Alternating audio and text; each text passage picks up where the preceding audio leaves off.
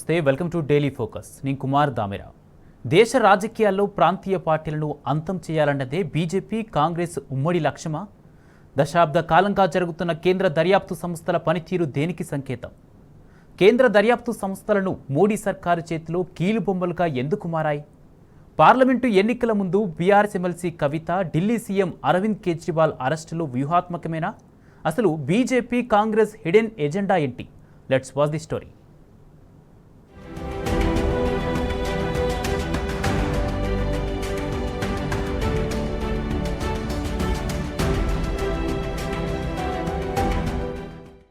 దేశంలో రాజకీయ పార్టీల విధానాలు మారిపోయాయి. పార్టీల ఎజెండాలు మారిపోయాయి. నేతల లక్ష్యాలు మారిపోయాయి. ప్రజలకు సేవ చేయడం కోసమే రాజకీయాలు అన్న కోణం నుంచి ప్రత్యర్థులపై రాజకీయ కక్ష సాధించడమే ప్రధాన ఎజెండాగా పెట్టుకున్నాయి. అవినీతి కేసుల్లో ప్రత్యర్థులను ఇరికించడమే టార్గెట్ గా దేశ రాజకీయాలు నడుస్తున్నాయి. అధికారంలో ఉన్న పార్టీలు తమ ప్రత్యర్థి పార్టీ నేతలపై దర్యాప్తు సంస్థల చేత దాడులు చేయించడం పరిపాటిగా మారింది.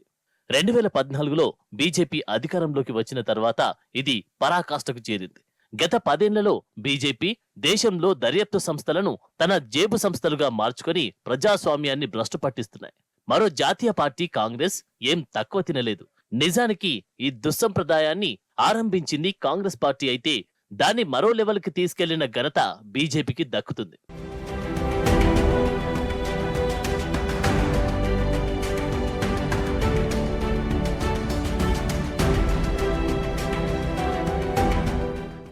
భారతదేశం ప్రపంచంలోని అతిపెద్ద ప్రజాస్వామ్య దేశం.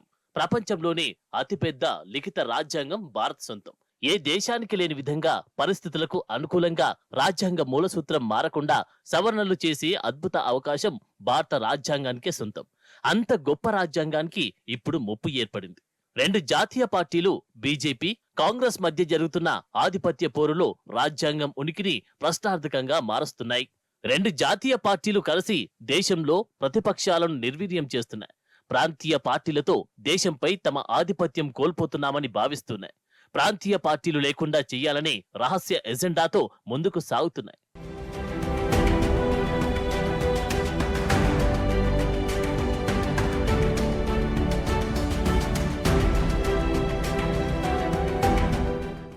దేశంలో ప్రాంతీయ పార్టీలను, లోకల్ ప్రభుత్వాలను కూల్చడంలో కాంగ్రెస్, బీజేపీ రెండు ఒకే తాను ముక్కలు. 2014 తర్వాత బీజేపీ హయాంలో ఇది మరింత ఎక్కువైంది. నిజానికి దేశంలో పలు రాష్ట్రాల్లో కాంగ్రెస్, బీజేపీ విధానాలను ధిక్కరిస్తూ ప్రాంతీయ పార్టీలు పురుడు పోసుకుంటున్నాయి. ప్రాంతీయ సమస్యలే పునాదులుగా పదుల సంఖ్యలో పార్టీలు రాజకీయపరమైన ముద్ర వేశాయి. అయితే ఇటువంటి ప్రాంతీయ పార్టీల మూలంగా కాంగ్రెస్, బీజేపీ పార్టీల ఆధిపత్యం క్రమంగా తగ్గింది.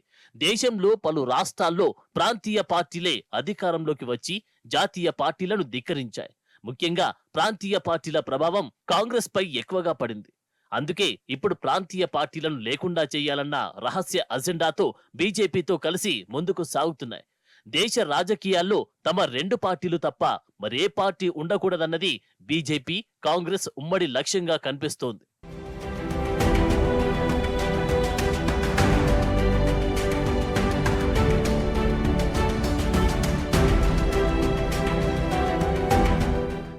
దేశంలో ప్రజా హక్కులను హరించడంలో, ప్రజాస్వామ్య వ్యవస్థలను నిర్వీర్యం చేయడంలో బీజేపీ, కాంగ్రెస్ అన్నదమ్ముల్లా కలిసి నడుస్తున్నాయి.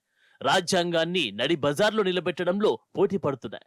అందుకే ఒకవైపు సార్వత్రిక ఎన్నికలు సమీపిస్తున్న వేళ ప్రాంతీయ పార్టీలను నిర్వీర్యం చేసే పనిలో పడ్డాయి.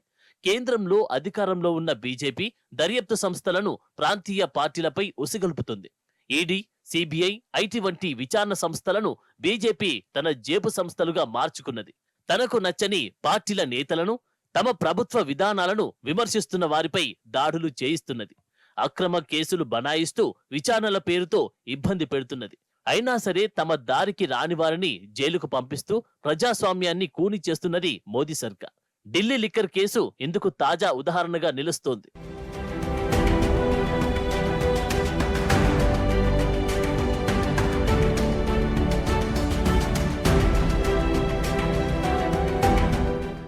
అవినీతి ఆరోపణల పేరుతో ప్రాంతీయ పార్టీలపై కేంద్రం కక్ష సాధింపు చర్యలు చేపడుతున్నది. ఉత్తరాదిన ఎదుగుతున్న ఆప్, దక్షిణాదిన ప్రభావవంతమైన బీఆర్ఎస్ పార్టీలను టార్గెట్ చేసింది. అందుకే ఢిల్లీ లిక్కర్ స్కామ్ ను తెరమీదికి తెచ్చింది. రాజకీయంగా ఆప్ బీఆర్ఎస్ ను ఎదుర్కొనే దమ్ము లేక ఐటీ, సిబిఐ, ఈడీలను రంగంలోకి దించింది. ఢిల్లీలో ఆప్, తెలంగాణలో బీఆర్ఎస్ పార్టీలు బీజేపీ మతోన్మాద ఎజెండాను ధిక్కరిస్తున్నాయి. జాతీయ పార్టీ అయిన కాంగ్రెస్ విస్మరించిన ప్రతిపక్ష పార్టీ బాధ్యతను ఈ రెండు పార్టీలు ఎత్తుకున్నాయి. ఉత్తరాదిలో కేజ్రీవాల్, సౌత్ లో కేసీఆర్ బీజేపీ విధానాలను ఎండగడుతూ మోదీ సర్కారుకు కొరకరాని కొయ్యలుగా మారారు. ఇది జీర్ణించుకోలేని కమలనాథులు ఢిల్లీ లిక్కర్ స్కామ్ పేరుతో అటు ఆప్, ఇటు బీఆర్ఎస్ ను టార్గెట్ చేశాయి.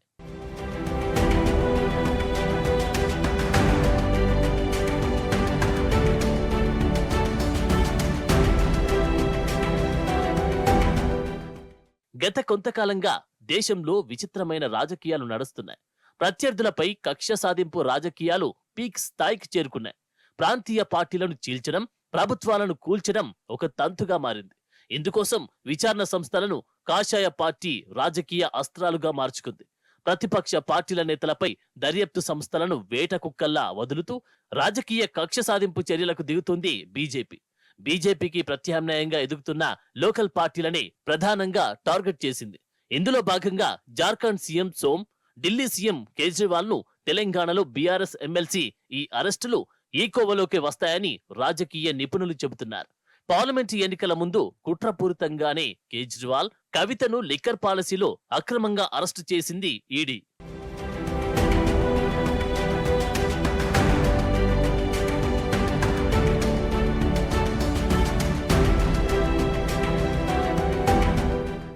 వాస్తవానికి లిక్కర్ పాలసీ 2 ఏళ్ల కిందనే వెలుగులోకి వచ్చింది. అప్పట్లోనే ఈడీ హడావిడి చేసింది. అయితే బీజేపీ ఆదేశాలతో పార్లమెంటు ఎన్నికల దాకా ఈడీ కేసు లాగించింది. గతంలోనే ఢిల్లీ సీఎం కేజ్రీవాల్ ను, బీఆర్ఎస్ ఎమ్మెల్సీ కవితను అరెస్టు చేస్తే ఇప్పటికే విచారణ ముగిసేది. వారు నిర్దోషులుగా బయటకు వచ్చేవారు, లేదంటే బెయిల్ పై బయటకు వచ్చేవారు. పార్లమెంటు ఎన్నికలకు ముందు వీరు ప్రజాక్షేత్రంలో ఉంటే తమకు ప్రమాదమని బీజేపీ భయపడింది. అందుకే బీజేపీ పంజరంలో ఉన్న ఈడీ పార్లమెంటు ఎన్నికల నోటిఫికేషన్ వచ్చిన రోజే కవితను అరెస్టు చేశారు. వారం రోజుల్లోనే సీఎం కేజ్రీవాల్ ను అరెస్టు చేశారు. ఎన్నికల నోటిఫికేషన్ వచ్చిన తర్వాత అరెస్టు చేస్తే బెయిల్ వచ్చే అవకాశాలు తక్కువగా ఉంటాయి. సుప్రీంకోర్టు డైరెక్ట్ గా బెయిల్ మంజూరు చేసే అవకాశాలు తక్కువగా ఉంటాయి. ఈ అంశాన్ని అనుకూలంగా మార్చుకున్న బీజేపీ నోటిఫికేషన్ వచ్చిన తర్వాత కవిత, కేజ్రీవాల్ ను వ్యూహాత్మకంగా అరెస్టు చేయించిందని తెలుస్తోంది.